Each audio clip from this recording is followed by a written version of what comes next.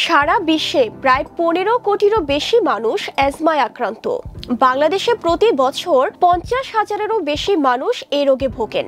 তবে শীতকালে অ্যাজমা বা হাঁপানির সমস্যা বেড়ে যাওয়ার মূল কারণ হলো ঠান্ডা শুষ্ক বাতাস, অ্যালার্জেন ও ভাইরাসজনিত সংক্রমণ।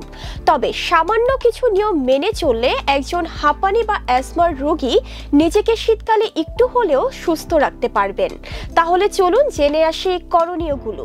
বাইরে বের হওয়ার সময় নাক ও মুখ স্কার্ফ বা মাস্ক দিয়ে ঢেকে রাখুন।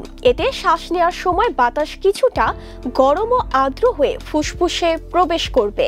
খুব ভোরে কিংবা রাতের দিকে যখন তাপমাত্রা কম থাকে তখন বাইরে হাঁটতে বের হবেন না। গরম কাপড় পরুন যাতে শরীরের তাপমাত্রা ঠিক থাকে।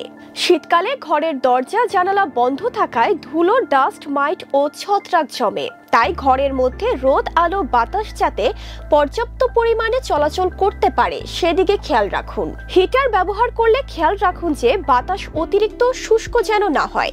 প্রয়োজনে হিউমিডিফায়ার ব্যবহার করুন। মশার কয়েলের ধোঁয়া, সিগারেটের ধোঁয়া বা তামাকের ধোঁয়া সম্পূর্ণভাবে এড়িয়ে চলুন।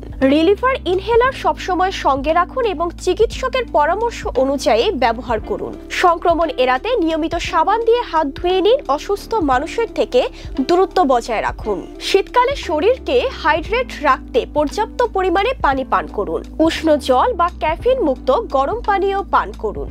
এই ব্যাপারগুলো মেনে চললে এবং ইনহেলার ব্যবহার করলে এবং চিকিৎসকের পরামর্শ অনুযায়ী চললে শীতকালে একজন অ্যাজমা বা হাঁপানি ব্যক্তি কিছুটা হলেও সুস্থ বোধ করবে। ধন্যবাদ।